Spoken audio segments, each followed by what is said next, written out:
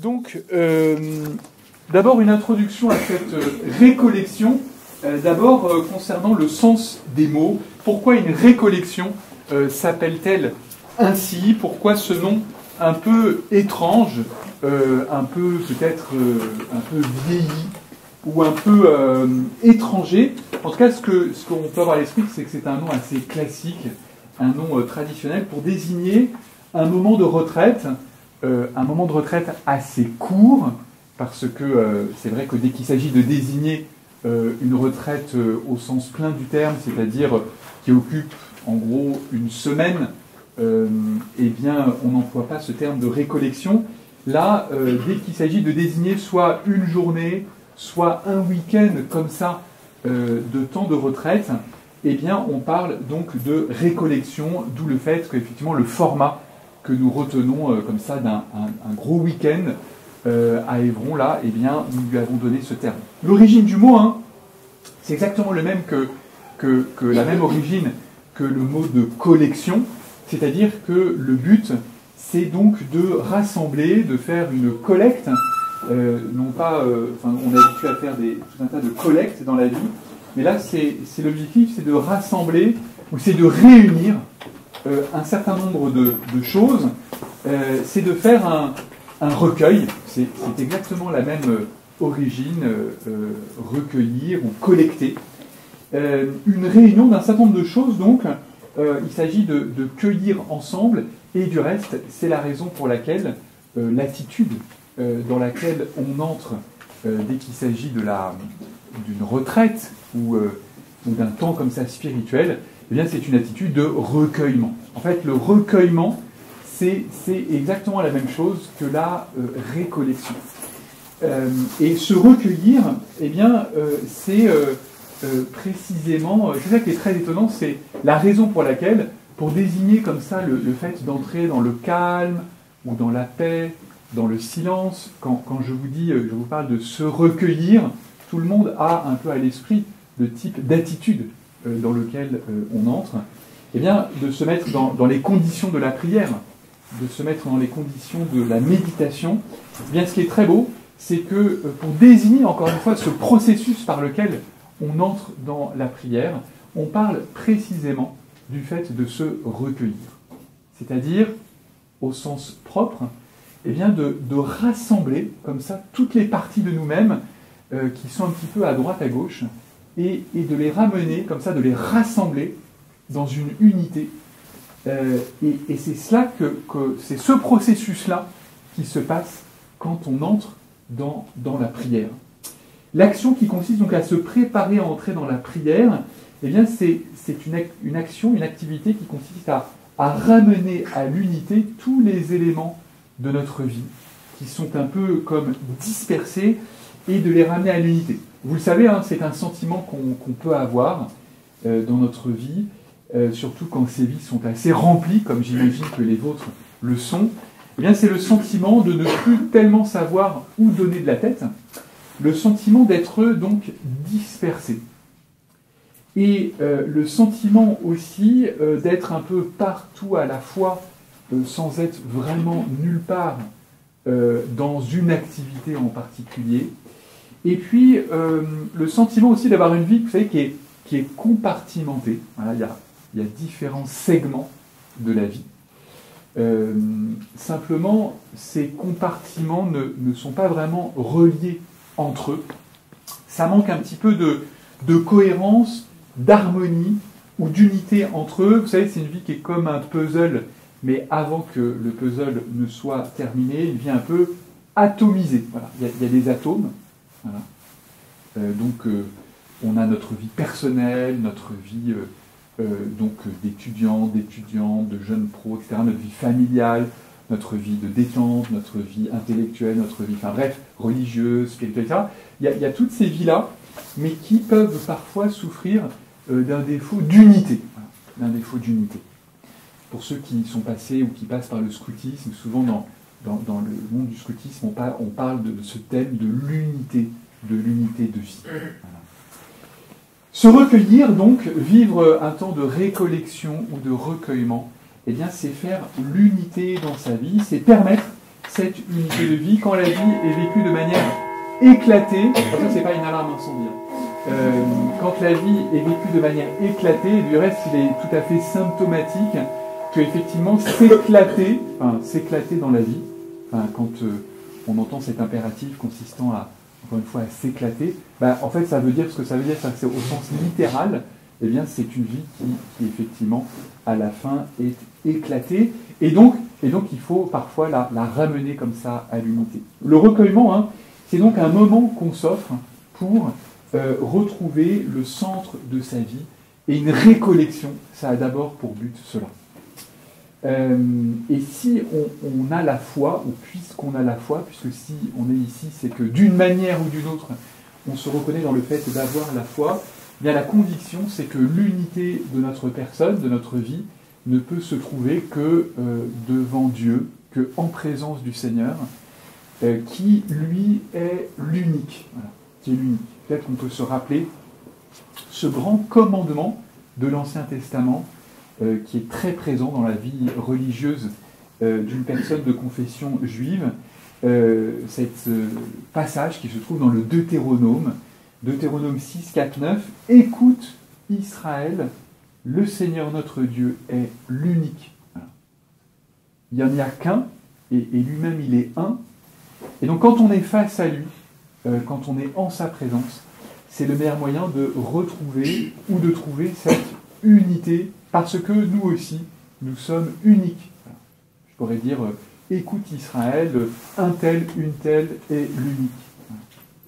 Et on peut trouver son unité, et puis aussi notre personnalité, notre originalité, notre unicité, face à celui qui, encore une fois, est l'unique. Écoute Israël, le Seigneur notre Dieu est l'unique. Tu aimeras le Seigneur ton Dieu de tout ton cœur, de toute ton âme et de toute ta force. Ces paroles que je te donne aujourd'hui resteront dans ton cœur. Tu les rediras à tes fils, tu les répéteras sans cesse à la maison en voyage, que tu sois couché ou que tu sois levé. Tu les attacheras à ton poignet comme un signe. Elles seront un bandeau sur ton front. Tu les inscriras à l'entrée de ta maison et aux portes de ta ville. Et c'est vrai que certains juifs pratiquants mettent ça à la lettre en œuvre, parce que cette parole, encore une fois, est fondamentale. Et puis peut-être qu'on peut se remettre en mémoire une parole d'un psaume, du psaume 85 au verset 11. « Montre-moi ton chemin, Seigneur, que je marche, suivant ta vérité, unifie mon cœur. » Voilà. Unifie mon cœur. Rends mon cœur simple, c'est-à-dire ramène-le à une idée, parce que là, il part dans tous les sens, il part dans toutes les directions, et donc j'ai besoin de retrouver comme ça un axe, une unité. Alors cette récollection, qui plus est, arrive à un moment de l'année qui peut présenter ce besoin d'unité, parce que la rentrée a déjà eu lieu depuis 1 mois et demi, pour certains même un peu plus, ça dépend quand l'été pour eux prend fin. Une nouvelle année a déjà commencé, et après toute cette séquence en fait de début d'année, eh bien c'est peut-être l'occasion de lever la tête et de prendre un peu de recul et de se demander, mais est-ce que j'ai pris la bonne route? Est-ce que je suis parti du bon pied? Ou déjà, est-ce que je suis parti tout court? Est-ce que j'ai vraiment commencé à mettre en œuvre ce que je m'étais proposé de faire l'an dernier, ce que peut-être je m'étais proposé de faire cet été? Vous savez, il y a des moments comme ça, on se dit, mais bien sûr, c'est ça qu'il me faudrait. C'est-à-dire que je prends ce qu'on appelle des résolutions. Alors, évidemment, notre vie est faite de tout un tas de résolutions que nous n'avons pas mises en œuvre. Mais ça, c'est le lot de la vie. Mais parfois, on se dit quand même, cette résolution, ce serait pas mal que je puisse la mettre en œuvre. Et là, vraiment, ça se présente bien cette année, parce que c'est vrai que j'ai plus ça, en même temps j'ai ça, etc. Je suis dans tel endroit, j'ai telle activité, etc. Et donc là, ça serait la bonne fenêtre de tir pour réaliser cela. Or, bien, nous sommes déjà mi-octobre et j'ai pas forcément encore commencé à faire ceci ou cela. Et donc, si effectivement j'ai déjà mis en œuvre les choses dont je sais qu'elles vont contribuer à ma croissance humaine et spirituelle, dans ce cas-là, c'est l'occasion de rendre grâce et puis de consolider, de renforcer, de raffermir cette détermination. Et puis, si ça n'est pas le cas, c'est tout simplement l'occasion de se demander, mais comment rectifier la trajectoire? Parce que rien n'est jamais perdu. Comment faire en sorte de réaliser ce que jusque-là je m'étais dit, ah, ça pourrait être une bonne idée d'eux, mais je ne l'ai pas encore fait. C'est normal, ça sonne toutes les 5 minutes, hein, c'est normal. Donc, comment reprendre le chemin. Bref, la recollection d'octobre, hein, parce que chaque année, on organise à peu près à cette période, eh bien, une récollection, elle a toujours pour sens de faire un point sur son début d'année, de rassembler quelques éléments de notre vie qui ont été dispersés et de les remettre ou de les mettre dans une direction qui est celle que nous voulons vraiment pour nous et non pas celle que nous prenons parce qu'on se laisse un peu porter par la vie, par le cadre dans lequel la vie nous a mis. Souvent un peu c'est ça, hein, c'est les choses se font parce que c'est un peu comme ça. Et puis là c'est l'occasion de se dire mais non, en fait, je ne voudrais pas que les choses se fassent uniquement parce que ça m'est imposé par une situation, mais les choses que je voudrais faire, je voudrais vraiment que ce soit le résultat de ma volonté devant Dieu. Alors, pour vivre tout ça, hein, qui est quand même assez ambitieux, pour vivre donc une récollection et une récollection de début d'année, eh bien plusieurs conditions. D'abord, nous sommes dans un lieu. Ce lieu, c'est un lieu qui est...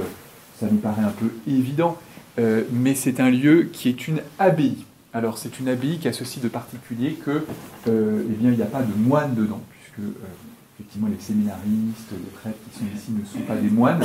Mais ce qui est certain, c'est que le lieu dans lequel ils vivent et dans lequel ils sont très heureux, nous sommes très heureux de vous accueillir, ben, c'est une abbaye.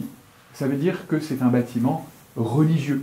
C'est vrai que ça peut arriver de faire des retraites ou des séjours comme ça spirituels dans des lieux qui ne sont pas d'eux-mêmes des lieux religieux. Et après tout, comment dirais-je, l'important c'est de prendre un temps spirituel. Mais là, c'est sûr que ce qui va nous aider, c'est le fait de nous dire que ici, depuis une tradition multiséculaire, millénaire, c'est un lieu de recueillement précisément et de prière.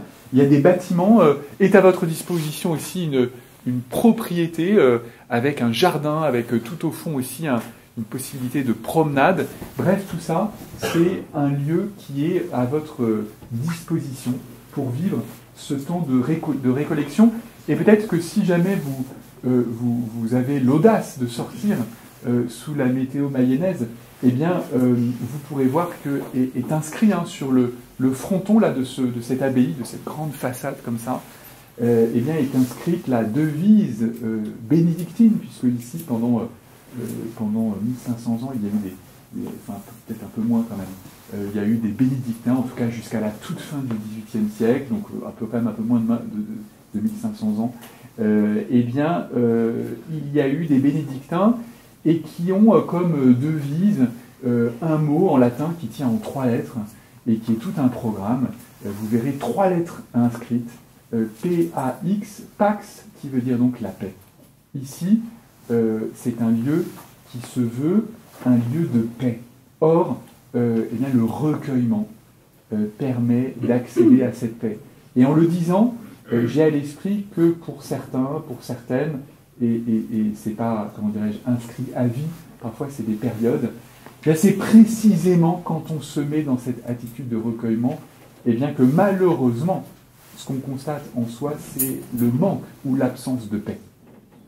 Et là, c'est vrai qu'intervient le fait que dans ce lieu, et grâce à ce que nous allons vivre, eh bien, nous pouvons demander au Seigneur cette paix que nous n'avons pas, et en un sens, nous sommes tous concernés par le manque de paix.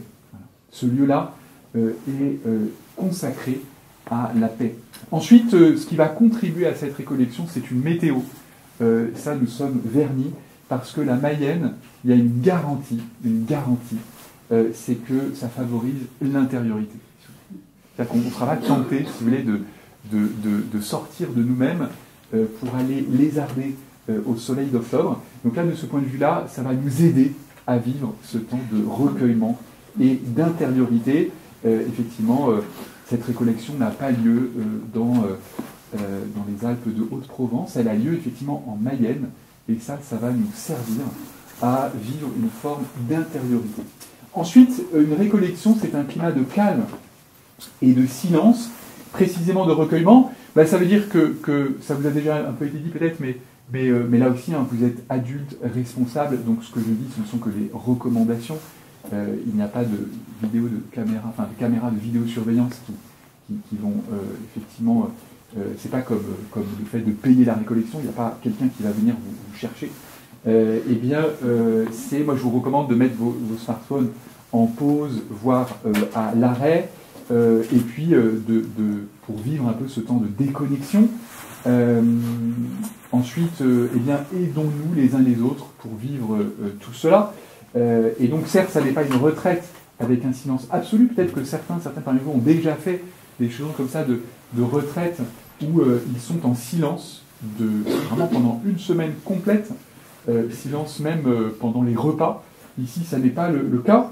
Donc, c'est un format hybride, mais le mieux quand même est de se dire que, eh bien, on va réserver précisément autant de repas et puis autant de services aussi après les repas, et bien tous ces moments d'échange entre nous hein, qui ont aussi leur importance, mais notez que vous n'êtes pas là d'abord venu pour cela, hein, ce serait comment dirais-je, ne pas vouloir ce que vous voulez vraiment si une trop grande partie en fait de cette récollection était consacrée au fait de vous échanger les dernières nouvelles, parce que ça vous pouvez le faire avant, vous pouvez le faire après, et peut-être voilà, mentalement c'est bien de se dire bon bah le moment où je retrouverai machin, machine, le moment où on pourra enfin parler, etc., bah, ce sera ce moment après la messe de demain où il y a l'apéritif dominical, le temps du repas, le moment à la fin, et d'ici là bah, je plonge dans une forme d'abstention, de parole. Vous savez que c'est frappant hein, de voir à quel point les réseaux sociaux nous mettent dans une disposition de réactivité permanente, de commentaires permanents. Moi, ça me frappe souvent, c'est que la parole aujourd'hui de beaucoup est une parole de commentaires. Voilà. C'est-à-dire qu'on vit quelque chose et instantanément, on se dit, on ressent le besoin parfois compulsif de commenter. Et ben, ça peut être pas mal de vivre une abstention de cela. C'est-à-dire, mais non, je laisse les réactions venir en moi, et puis j'en ferai part à d'autres plus tard. Alors peut-être que parmi vous, certains ont prévu parce qu'il faut qu'ils alimentent leur compte Instagram, ils ont prévu de se filmer tout le temps pendant la récollection, d'alerter leur communauté. Mais c'est incroyable, suivez-moi dans cette récollection. Mais je vous incite peut-être à le faire dans d'autres circonstances. Ça a une conséquence un peu concrète, c'est que la tendance est assez grande, hein, vous l'avez constaté, quand on sort d'une activité, quand on sort d'un temps de prière, quand on sort ici d'un temps d'enseignement, etc., bah, c'est un peu la tendance à transformer les abords là, en sortie d'amphi, de fac, où bah, voilà, on chat, etc. Donc ça, encore une fois, le but, c'est pas de dire que en soi, c'est pas bien de parler entre nous, mais là de se dire non, je suis dans un autre mood, et donc j'entre dans plutôt un esprit de recueillement. Et donc si vous pouviez éviter effectivement de traîner un peu en grappe, en bande, non pas tellement organisée, style ambiance, réception, cocktail, bah non, là on change d'ambiance, on se met plutôt dans une ambiance, encore une fois, de retraite. Ensuite, une récollection, c'est un programme. Alors, ce programme, vous l'avez... Est-ce que j'aurais pu t'emprunter, s'il te plaît, merci beaucoup, ton livret. Vous avez ce programme, encore une fois, je suis un peu désolé pour ceux qui connaissent déjà le concept, la formule, mais ça fait peut-être aussi du bien de se remettre dans les fondamentaux d'une récollection. Donc, les activités que vous avez sur ce programme sont de trois types d'activités qui structurent trois piliers d'une récollection. D'abord, hein, vous aurez noté, hein, et ça a commencé hier soir, et les autres ce matin, il y a les activités de prière. Les activités de prière, vous voyez par exemple cet après-midi, il y a un chapelet, où il y a ce soir une adoration, demain la messe, l'ex divina, etc., etc. Donc évidemment, hein, dans une retraite, il y a des temps de prière. Je parle assez fort pour ceux qui sont au fond, c'est bon. Il y a donc des temps de prière personnels, et aussi des temps de prière communautaires. La chapelle, où il y a eu les laudes, eh bien, est ouverte. Elle est évidemment un espace un temps de recueillement, de calme, et donc il y aura des temps d'adoration aussi possibles. Bref, prière personnelle et communautaire. Je pense aussi à la dimension des sacrements. Voilà, ce matin, nous aurons la messe, demain aussi. Ce soir, il y aura, pendant le temps d'adoration, la possibilité de se confesser, donc de vivre ces grands sacrements qui structurent donc la vie chrétienne. Donc une récollection, c'est un temps de prière. Deuxième pilier, c'est un temps de réflexion personnelle, un temps de méditation, un temps où on sollicite notre esprit pour faire autre chose que pour apprendre des choses, des informations, ou pour faire autre chose que de planifier tel ou tel truc, tel ou tel week-end, telle ou telle vacances, tel ou tel projet. Non, là, notre esprit est employé à autre chose. Il est employé à réfléchir sur sa vie, à discerner, à faire un point sur soi, à prendre le temps de penser à soi au sens noble du terme. C'est un temps de recul, de repos, de pause. Et pour permettre cela aussi, pour l'alimenter, vous avez la possibilité de rencontrer un prêtre ou une sœur. On remercie bien sûr les sœurs, les servantes des pauvres, de venir comme ça à ces récollections et de se rendre disponible aussi pour échanger avec tous ceux, celles qui le souhaitent. Pourquoi échanger avec un prêtre ou avec une sœur? Eh bien, tout simplement pour partager un désir qui vous habite, une interrogation, qui est à l'écoute d'une parole de Dieu, une question, pour réfléchir à un choix de vie, à une orientation, à une décision que vous avez à prendre, pour effectivement discerner cette volonté de Dieu dans votre vie, vous rendre docile à l'action de l'Esprit Saint, pour mieux vous connaître, pour aussi parfois demander de l'aide, parce que vous êtes dans un combat dans lequel vous ne parvenez pas à dont vous parvenez pas à vous sortir seul, aussi pour faire part parfois de choses qui sont lourdes dans votre vie, que vous n'avez dites à personne, mais vous vous dites, voilà, je sens que, d'ailleurs c'est un peu mystérieux, que l'Esprit Saint me pousse à en parler à une personne que je ne connais pas, peut-être que je ne reverrai jamais, mais je sais que c'est une personne, du fait qu'elle est consacrée, eh bien, qui a une écoute et aussi un secret. Voilà, ça aussi c'est fondamental. Je note à quel point dans notre société, là, le mot de secret, ou même l'expression de culture du secret est tout à fait négatif.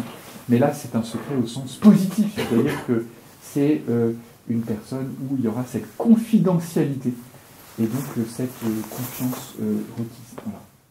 Et puis pour préparer ce moment de rencontre, vous avez il en a été question dehors, vous avez de quoi vous inscrire. Si vous ne souhaitez pas mettre votre prénom et votre nom, vous pouvez toujours mettre une croix. C'est-à-dire que le but, encore une fois, c'est que celle qui vous recevra, eh bien, sache qu'à ce moment-là, il va y avoir quelqu'un, mais là aussi, cette confidentialité peut aller jusqu'à aucun problème, jusqu'au fait qu'on peut comprendre que vous ne souhaitiez pas que tout le monde sache que, en fait, Juliette, c'est à telle heure qu'elle va voir un tel, et donc là aussi, la confidentialité est possible. Donc, deuxième pilier, c'est ce pilier de la réflexion, du dialogue intérieur qui peut passer par un dialogue extérieur. Donc la prière, la réflexion personnelle, et puis le troisième pilier d'une récollection, c'est la communion. Voilà.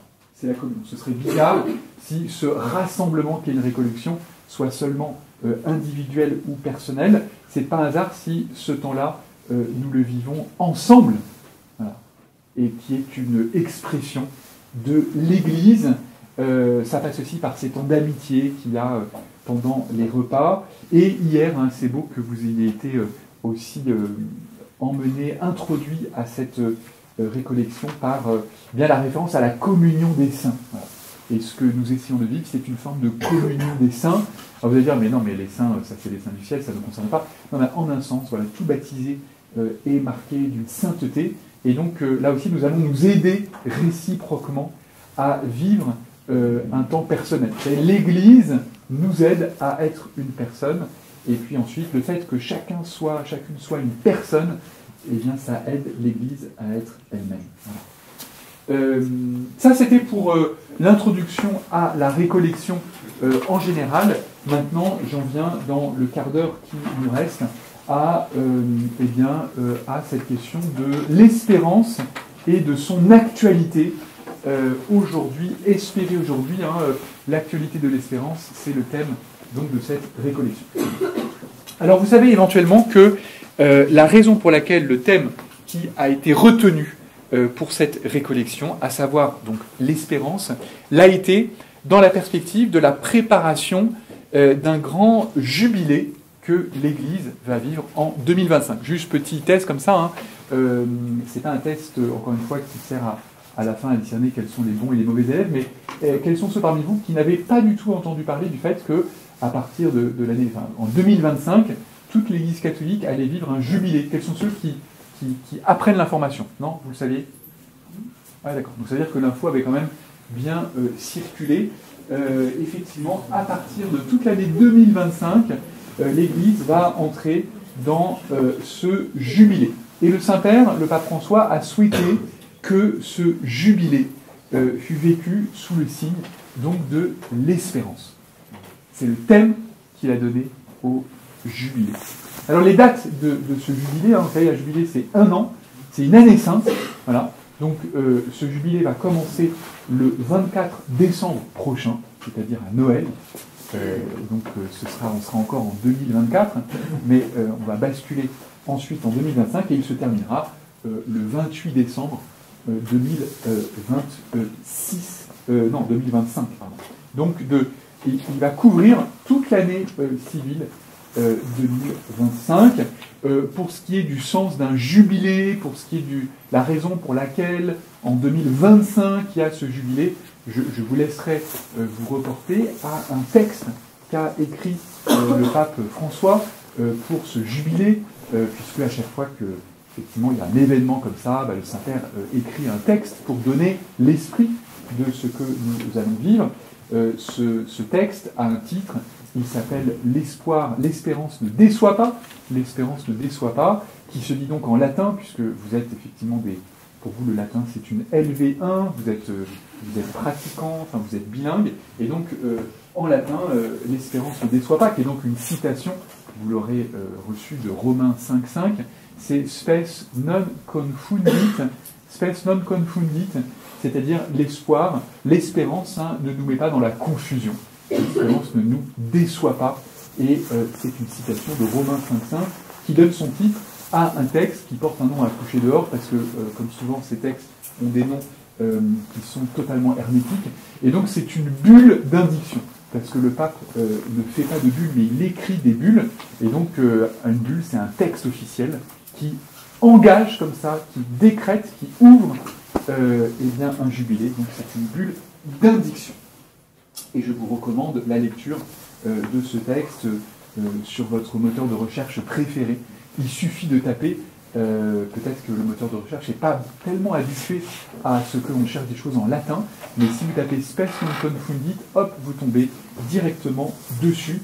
L'espérance ne déçoit pas. Alors la question qui se pose à nous est donc celle-ci. Comment se fait-il que le Saint-Père ait choisi précisément ce thème de l'espérance parmi, vous l'imaginez bien, quantité d'autres thèmes possibles. Parce que imaginez que vous êtes pape et que vous souhaitez donner un thème à un jubilé, vous avez quand même l'embarras du choix. C'est un thème, un jubilé sur tout un tas de choses, sur la charité, sur la joie, sur le courage, enfin bref, vous avez dans la Bible, sur Dieu, sur l'alliance, enfin bref, vous avez quantité de thèmes possibles. Pourquoi faire un jubilé sur ce thème de l'espérance? Très logiquement, quand on estime qu'un thème est d'actualité, c'est qu'on a diagnostiqué un besoin, et un besoin actuel. Et donc ça veut dire qu'on pourra répondre à ce besoin en travaillant le thème en question ou en se penchant sur ce dernier. Cela veut dire que le pape François est convaincu que l'Église tout entière et le monde ont besoin